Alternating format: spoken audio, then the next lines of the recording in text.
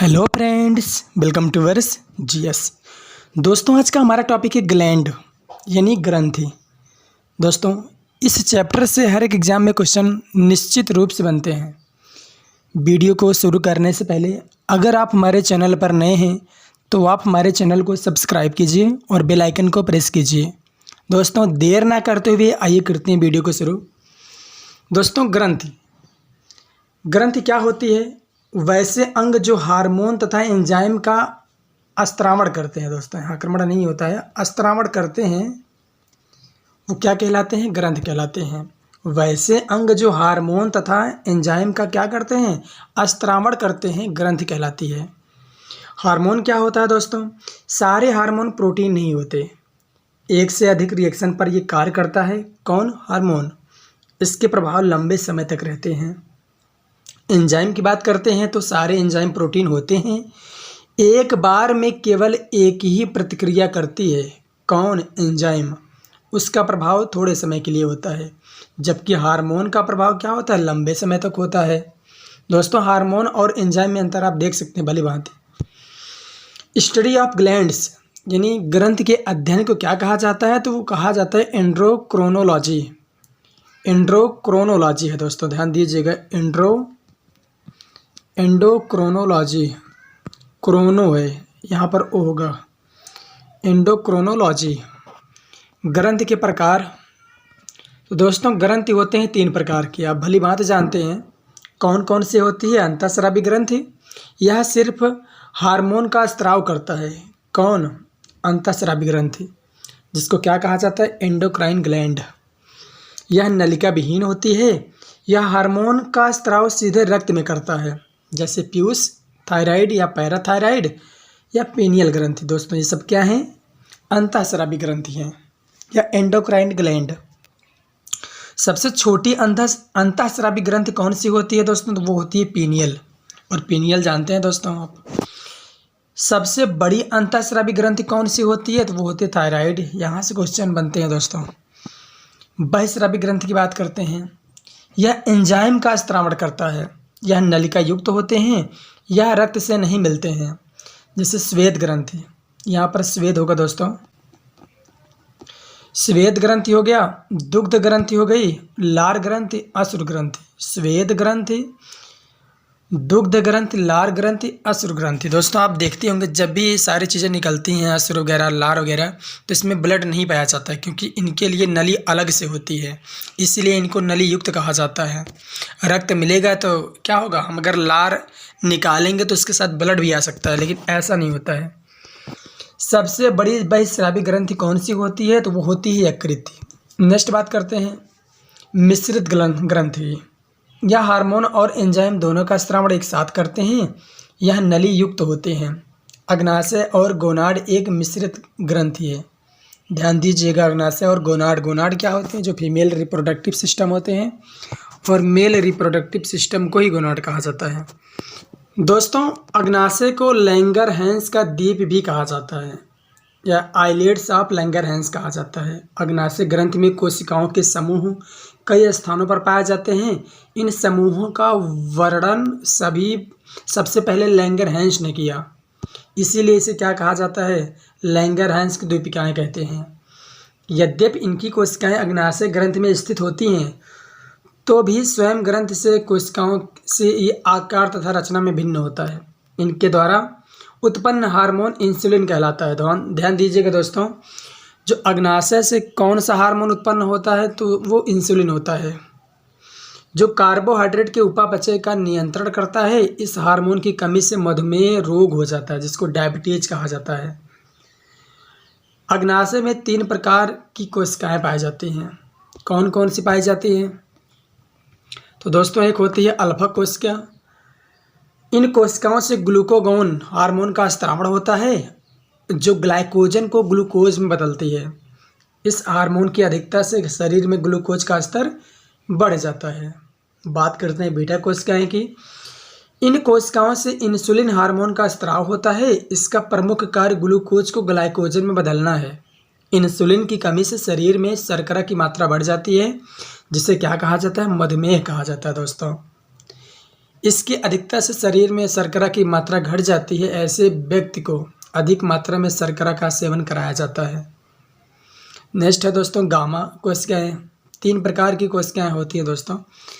इनसे somatotropin hormone का स्राव होता है। अग्नाशय ग्रंथि से पेप्टिन एंजाइम का स्राव भी होता है जो कार्बोहाइड्रेट के उपापचय का नियंत्रण करता है।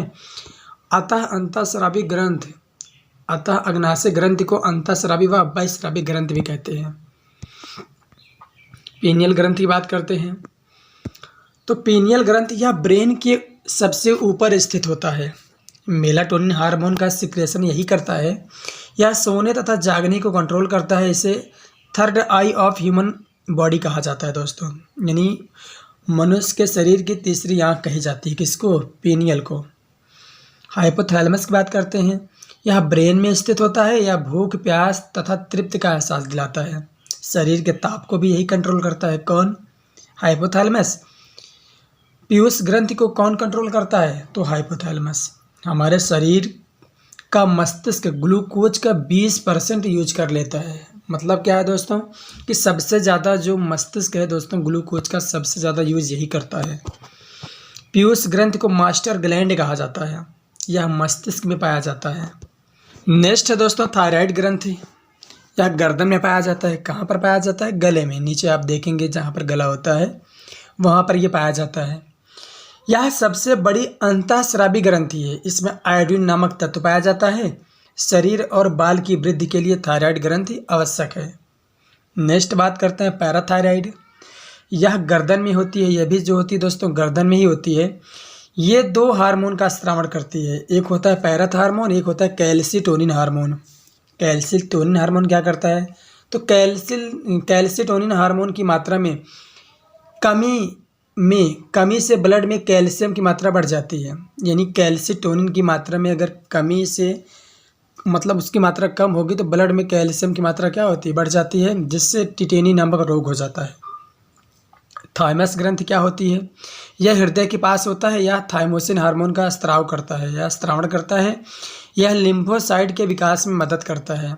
यह एंटीबॉडीज का निर्माण करता है। कौन? थाइमस। बात करते हैं अधिवृक्क के। अधिवृक्क ग्रंथि इसके कितने पार्ट होते हैं दोस्तों? होते हैं इसके 2 पार्ट। एक होता है कॉर्टेक्स, एक होता है मेडुला। ये दोस्तों स्थित कहाँ होता है? तो आपने देखा होगा किडनी के ऊपर ही स्थित होता है, किडनी के जस्ट ऊपर। कॉर्टेक्स 3 प्रकार का होता है। एक होता है एल्डोस्टेरोन, दूसरा क्या होता है कार्टिसोल, एक होता है सेक्स कॉर्टिकॉइड। एल्डोस्टेरोन होता है दोस्तों, कॉर्टिसोल होता है और सेक्स कॉर्टिकॉइड होती है। एल्डोस्टेरोन क्या करता है? यह रक्त में नमक जल के लेवल को कंट्रोल करता है। कार्टिसोल यह ग्लूकोज की ऑक्सीडेशन रेट को कंट्रोल करता है। कार्टिसोल।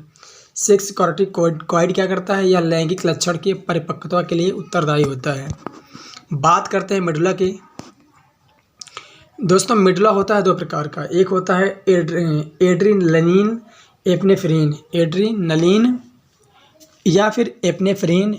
एक होता है नॉर एड्रीनलिन या नॉर एपिनेफ्रिन। इन दोनों को पूरक हार्मोन कहा जाता है। एड्रीनलिन हार्मोन को क्या कहा जाता है? इसे आपातकालीन हार्मोन कहा जाता है, यानी इमरजेंसी हार्मोन कहा जाता है। इसे 3F हार्मोन भी कहा जाता है, यानी 3F का मतलब होता है दोस्तों 1 F से हो जाएगा फाइट, 1 से फ्लाइट, 1 से फ्राइट, लड़ो उड़ो और डरो। इसे फाइट एंड फ्लाइट हार्मोन भी कहा जाता है। किसको? एड्रेनलिन को। दोस्तों अग्नाशय को मिश्रित ग्रंथि कहा जाता है। एमाइलेज क्या करता है? ग्लूकोज का पाचन करता है। ट्रिप्सिन क्या करता है? यह पेप्टाइड को पेप्टोन में बदलता है। लाइपेज क्या करता है? तो वसा का पाचन करता है। बात करते हैं वृषण की, क्योंकि ये क्या होता है दोस्तों गोनाड में आता है। वृषण की बात करते हैं। वृषण शुक्र जनन द्वारा शुक्राणु उत्पन्न करने के अतिरिक्त हार्मोन का भी स्राव करते हैं। वृषण की शुक्र जनन नलिकाओं यानी सेमनीफेरस नलिकाओं द्वारा शुक्राणु उत्पन्न होते हैं। इन कोशिकाओं के बीच अनेक अंतःस्रावी कोशिकाएं धसी रहती हैं, जिन्हें अंतराली कोशिकाएं या लैडी कोशिकाएं कहते हैं। अंतराली कोशिकाओं द्वारा नरलिंगी हार्मोन का स्राव होता है। ये नरलिंगी हार्मोन टेस्टोस्टेरोन या एंड्रोजन या एंडोस्टेरोन होते हैं दोस्तों। ये हार्मोन नर में गौण लैंगिक लक्षण यानी सेकेंडरी कैरेक्टर। लक्षणों का विकास करते हैं, जैसे आवाज़ का भारी होना, दाढ़ी मूंछों का विकसित होना, मांसपेशियों का विकसित होना, मैथुन इच्छा, आक्रामकता, टेस्टोस्टेरोन शुक्र जनन के लिए भी आवश्यक होता है दोस्तों। नेक्स्ट बात करते हैं अंडाशय की। अंडाशय में क्या होता है दोस्तों, मादा में एक जोड़ी अंडाशय पाए जाते हैं। इसका प्रमुख कार्य क्या होता है, अंड जनन का निर्माण करना, यानी oocyte का निर्माण करना या फिर ओवम का निर्माण करना। इसके अतिरिक्त इसकी ग्राफिक पुटिकाओं द्वारा स्टेरॉइड प्रकृति के हार्मोन स्रावित होते हैं। ये दो प्रकार के होते हैं, एक होता है एस्ट्रोजन, एक होता है प्रोजेस्टेरोन। एस्ट्रोजन का काम क्या होता है, ग्राफिक पुटिकाओं से स्रावित या हार्मोन मादा में द्वितीय लैंगिक लक्षणों जैसे स्तनों का विकास, आवाज़ का महीन होना, नितंब का भारी होना, मासिक चक्र का प्रारंभ होना, शालीनता एवं मैथुन इच्छा जागृत का विकास होना आदि लक्षण विकसित करता है। कौन, तो एस्ट्रोजन विकसित करता है दोस्तों। और दोस्तों फीमेल में जो हार्मोन पाई जाती है वो 3 प्रकार की पाई जाती हैं। एक होती है एस्ट्रोजन, एक क्या होती है प्रोजेस्टेरोन, एक होती है रिलैक्सिन। ये तीनों क्या करती हैं, मदद करती हैं। प्रोजेस्टेरोन की बात करते हैं दोस्तों, तो कार्पस ल्यूटियम द्वारा स्रावित या हार्मोन मादा में स्तनों के विकास एवं दूध स्रावण को प्रेरित करता है, साथ ही गर्भधारण को प्रेरित करता है। एस्ट्रोजन की कमी से द्वितीय लैंगिक लक्षणों में के विकास में कमी तथा मासिक चक्र में अनियमितता आती है दोस्तों आइए लास्ट में इनकी सिचुएशन देख लेते हैं, कहाँ पर कौन सी ग्रंथि होती है। तो दोस्तों आप देख सकते हैं ये हाइपोथैलेमस होती है जो मस्तिष्क में पाई जाती है। आप देख सकते हैं यहाँ पर पीनियल ग्रंथि होती है जो इधर होती है, और इधर क्या होती है, पिट्यूटरी ग्रंथि होती है जो नीचे होती है, और थायराइड आप देख सकते हैं यहाँ पर है, और पैराथायराइड इसके नीचे है दोस्तों, नीचे है थाइमस ये वाली। नेक्स्ट पेनक्रियाज की बात करते हैं दोस्तों। पेनक्रियाज आप देख सकते हैं भली बात यहाँ पर है। एड्रिनल यहाँ पर है दोस्तों जो ऊपर होती है किडनी के। ओवेरी होती है दोस्तों इस प्रकार यहाँ पर होती है, और यहाँ पर टेस्टिस होता है जो कि मेल में होता है, और ओवेरी फीमेल में होती है। आपको विजिबल हो रहा होगा दोस्तों कैसा लगा आज का वीडियो आप कमेंट बॉक्स में ज़रूर बताइए, और वीडियो को लाइक करना बिल्कुल ना भूलिए। तो मिलते हैं दोस्तों नेक्स्ट वीडियो में इसी तरीके से। जय हिंद।